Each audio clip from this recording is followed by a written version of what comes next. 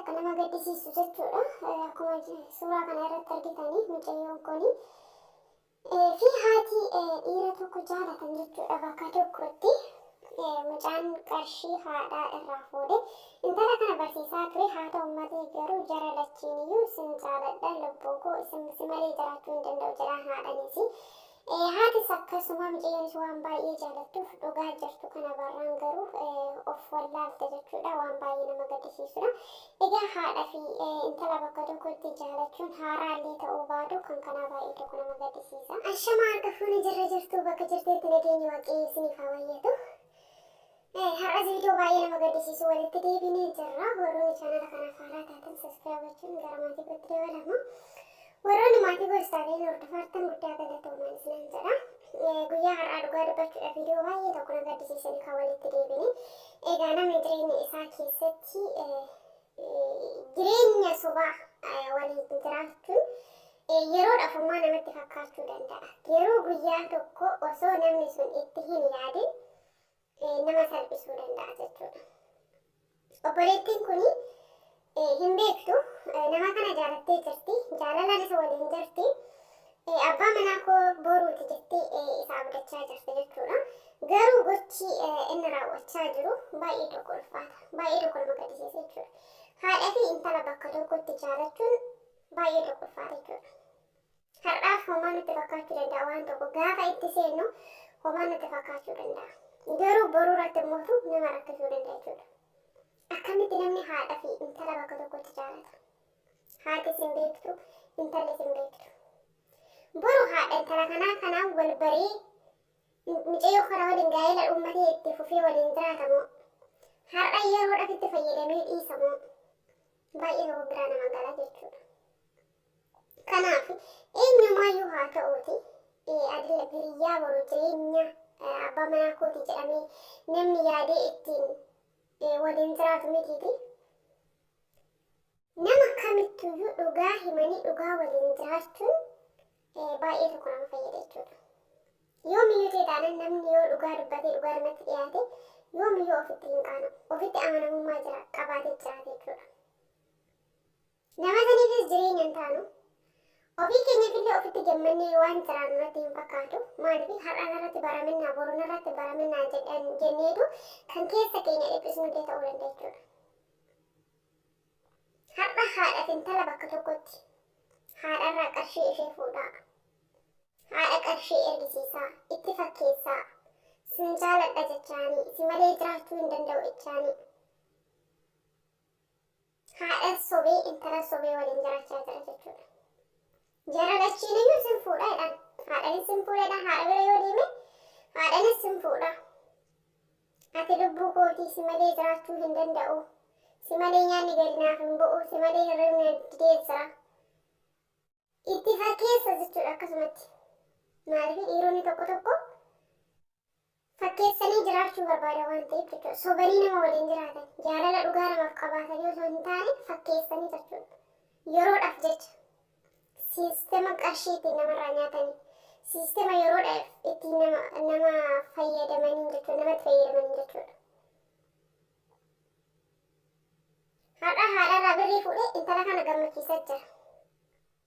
Garuu jarri kun lamaan waliin beekan. Haadhi fi intalli nama tokko jaalachuu isaanii hin beekan jechuudha. Boru haadha kana dhiisee intala kana fuudhamoo? Intala dhiisee haadha fuudhamoo? Maal jedhee haadha fuuldura dhaabbata? Maal jedhee haadha ijaan arga?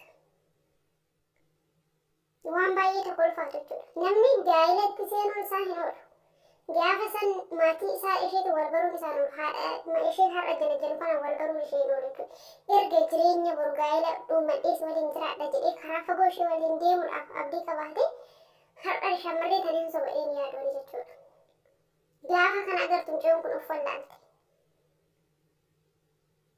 Dhaabbachuu dadhabde jechuudha. Of taqoxaaxaruu dadhabde jechuudha.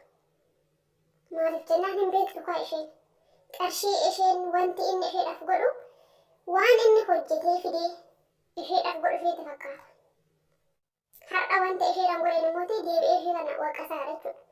Hoteela akkanaa si geessee akkasitti si bashannansiisee mana barumsaa si barsiisee guyyaa dhaloota keetii si kabajee kun jireenya ta'u jireenya keessatti jechuudha.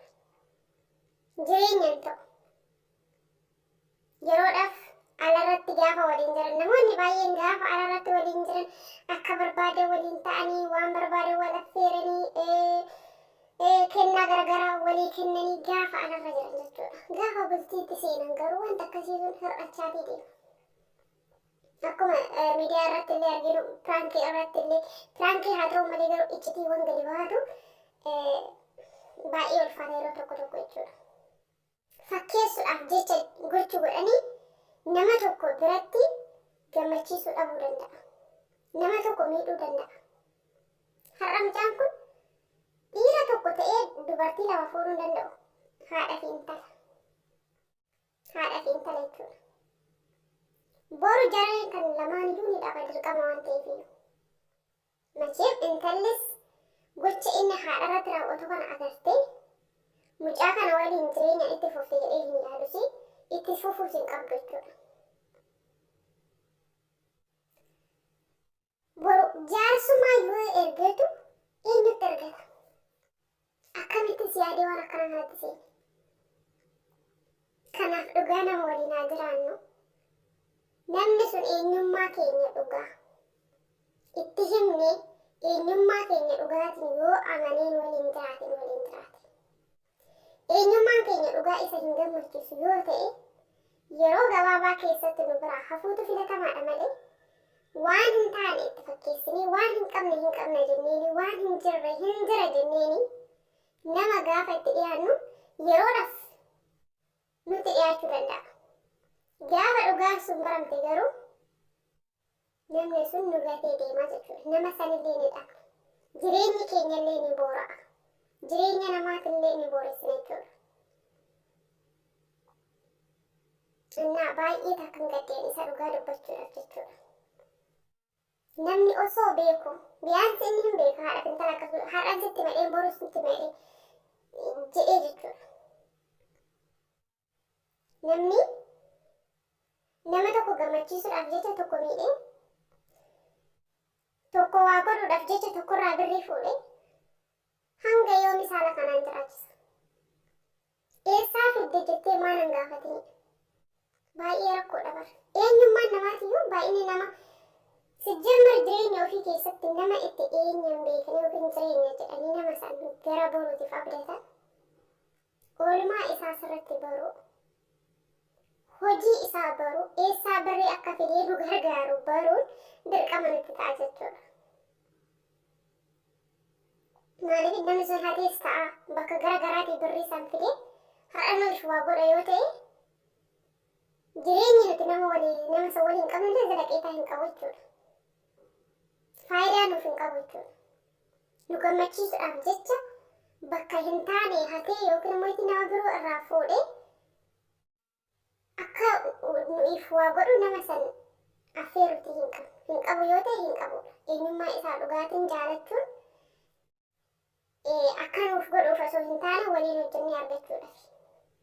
Har'a ishee barsiisaa jira homaa ishee itti hir'isne gocha inni isheedhaaf godhu kanaan isheen itti gammaddee jirti. Inni taradda'uu qabda. Har'a innis gidduutti waan rakkate natti fakkaatan jechuudha. Maaliif yoo gargaaruu baate mucayyoon kun waan isa dhiistu itti fakkaatee ta'a. Garuu kun immoo zalaqeetaa hin qabu. Dhugaan guyyaa tokko inuma baati. Dhugaan guyyaa tokko inuma baramti. Gaafa dhugaan sun baramte garuu namatti salphata. Nama mataa qabatee ol deemuu dadhabe jechuudha. Nama sanis miidhamna. Ofii keenyas ni miidhamna. Nama sanillee ni miidha jechuudha. Miidhamuun nama san qofa miidhee osoo hin taane nullee ni miidhamna. Maaliif somnee itti dhiyaanne nama san sila dhabuu hin barbaanneef jechuudha. Sijjamar namni dhugaa jirtu namarraa hubatee namatti dhiyaatee nama waliin hin deemin jireenyas namaaf hin ta'u. Yoomiyyuu ta'an gaafuma waan barbaadu san namarraa dhabe nama gatee deemu waan ta'eef. Garuu kan jara kanaa kan adda godhu mootu haadha fi intala jaalachuu isaati. Intalaanis sin fuudha jechuu isaati. Haadhanis sin fuudha jechuu isaati. Hanga yoomii haala kanaan itti fufu. Hanga yoomii haadha soba. Hanga yoomii haadha irraa birrii fuudhee biyya kana gargaara. Bicha baay'ee takka na gaddisiisan viidiyoon kun jechuudha. Mucayyoon dhumarratti kana dhageessee jennaan baay'ee tokko of wallaaltee of qoxaaxaruu dadhabdee jechuudha. Akka birrii haadhatiin waan kana hunda isheedhaaf godhu ishee wanti ishee irraa beektu hin jiru. Kana taasisee mootu jara kanaadha. Jarri kuni dubartiin kun umuriin ishii waggaa 21 jirti. Ganaa ijoolleedha. Waxxaate jechuudha. Waxxaatedha. Umurii waggaa 21 dhiira waggaa 26tiin barbaadatteerti. Akkasumallee kan makiinaa qabu, kan mana qabatteerti jechuudha. Warroota dhiiraatiin baay'een akka irratti duuti godhee viidiyoo hojjechaa jiran jechuudha. Dhugaa dubbachuuf na ajaa'ibe maaliif namni fedhii keessa isaa jiru bahee dubbachuuf mirga guutuu qaba jedhanii yaadaan jechuudha. Gaafa namichi kun dubartii mana qabdu biyaansi kan mana qabdu umurii ishee waggaa 30 taatee jedhee gaafa inni dubbatu warroonni dhiiraa ni callisanii jechuudha. Maaliif keessa isaanii fedhii jiru waan ta'eef hin dubbanne jechuudha. Hin dubbanne warri dhiiraa saxxeedhan jechuudha. Amma garuu dubartiin kun gaafa akkana jettee dubbattu dhiirota baay'ee irratti duuti godhe jechuudha. Na aaree maaliif gaafa dubartootaa ni tagannama, gaafa dhiiraa irratti hin dubbatamu. Kanaaf mirgi dubartootaa haa kabajamu jechuun jaaladhas maan jechuudha. Garuu mootu kamtu mana barbaadee, kamtu makiinaa barbaadee danda'ama haala kana. Dhiira makiinaa qabu yoo jenne dhiira makiinaa mana qabu yoo jenne isuma barbaanna yoo ta'e sirriidha jedhee ani hin yaadu jechuudha. Jarri kun lamaan amma osoo wal fuudhanii baay'ee walirraa bareedu. Osoo hojjetanillee waliin argatan jechuudha. Kanaafiyyuu qarshii namaa barbaaddu osoo hin taane dhiira qabeenya qabu barbaadu osoo hin taane dhiira qalbii qabu barbaadutu caala jechuudha. Kan boru hojjettee waliin argattu. Isin lamaanuu itti dafqitanii jechuudha. Malee amma dhiirri sun hatee makiinaa bituu danda'a. Nama saamee waan garaagaraatiin makiinaa bita yoo ta'e bitee si fuudhuu danda'a jechuudha. Maaliif si argachuudhaaf jecha. Si argachuudhaaf jecha inuma si fuudha jechuudha. Kana fuudhee suuraa mana namaa illee sitti argisiisee kiyya jedhee si fuudhuu danda'a jechuudha. Garuu gaafa inni si fuudhee mana si gahatee kiyyaa miti yoo siin ta'e maal goota? Rakkoodha kunillee kanaafiyyuu hojjechuutu caalaa jechuudha. Garuu jarri kun lamaan baay'ee walirraa bareedu. Baay'ee natti tolanii jechuudha. Yoo hojjetanii qabeenya argachuu danda'anii waliin jechuudha. Walii galanii walii amanamanii jechuudha. Malee kan qabeenya qabu sun har'a argaatii jirra. Waan ta'eef kun sirrii miti, kun jireenya namaaf hin ta'u. Garuu dubartii irratti immoo quba qabuun sirrii miti. Jecha isheen jettellee gaafin isheen gaafattellee sirriidha. Ani sirrii miti jechuu hin danda'u. Maaliif har'a kun akka gaafatamu kan taasise dhiira kanaadha, namicha kanaadha jechuudha. Jalqaba bahee. Nuti umurii meeqa biyya ormaa hojjennee kan qarshii argannee mana ijaarru. Garuu warroonni dhiiraa gaafa san uummata kan dubbanne. Har'a gaafa kan dubartii ta'e namoonni hedduun dultee irratti godhan ishee irraa dubbatan jechuudha. Namoonni hedduun. Kanaaf namni kamiyyuu dhiirras dubartiinis mirgi isaanii qixxanuuf haa ilaalamu amma booda jechuudha. Amma booda. Kan dhiirri barbaadu dubartiinis ni barbaaddi. Dubartiinis dhiira makiinaa qabu mana qabu barbaaddu waan ta'eef barbaadde jechuudha. Sijjammar aadaan keenya durii osoo nu deebi'e isa nu wayyadu warra dubartootaatiif jechuudha. Dadhabnee jarra jireenya biyya ormaatitti. Maaliif yeroo durii keessatti dhiiradha kan dubartii fuudhu. Dhiiradha kan mana ijaaruu qabu. Dhiiradha kan makiinaa qabaatee qabeenya isaa qoratamee kan dubartii takka fuudhu qabu dhiiradha jechuudha. Bara ammaa kana immoo garuu dhiiratu dubartii qabeenya qabdu barbaadaa jira. Nuti maallaqa kana argachuudhaaf jecha waggaa meeqa biyya ormaatitti dadhabaa jirra. Makiinaa bituudhaaf dadhabnee. Akkasiyyuu taanee bar rakkoon qabu. Dadhabnee rakkoon qabu. Achirraa hafe umurii keenyatti madaalama kan hoogganaa.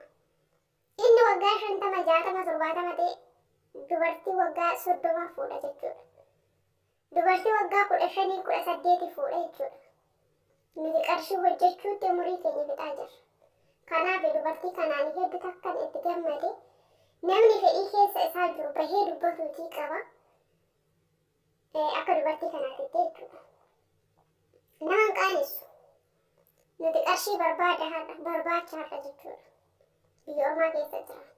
Inni biyya isaa keessa taa'ee kan dalaqqaqee dubartii waggaa 30 jedha jechuudha. Waggaa 30 jechuun xiqqishoodha bara xiqqishoo takka jechuudha. Xiqqishoo gaafa ishiin 30 wayii taate ishiin ni fuudha jechuudha. Hin fuudhu inuma dhiisa.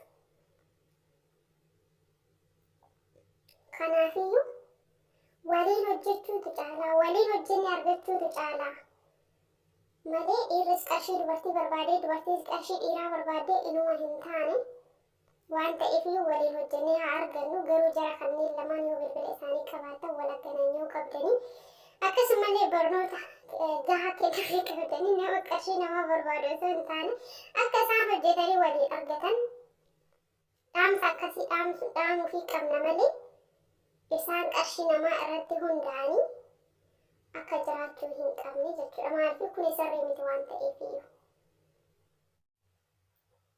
Hin ta'u amma yeroo ammaa kana keessatti jireenyi waddattee jirti, jireenyi qaaloftee jirti waan ta'eef namni tokkichi mana ijaaree makiinaa bitee dubartii takka nan fuudha yoo jedhe hin ulfaata. Hin danda'amu jechuudha, waan hin danda'amnedha. Umurii nu deema jechuudha. Nuti dhiirota umurii hin madaallu. Isaantu umurii keenya madaalu malee dhiirri umurii meeqa dubartiin hin jirtu bara. Dhiiratu dubartiin umurii meeqa jedha. Qarshii fi mana argatees ganaa umurii ishee gaafata jechuudha. Qalbii akkamiitiin jedhee bara kun qoosaa akkamiiti. Dhugaa sirrii miti mirgi dubartootaa nuuf haa eeggamu dubartiin kun heddinaan ittiin boonee jira.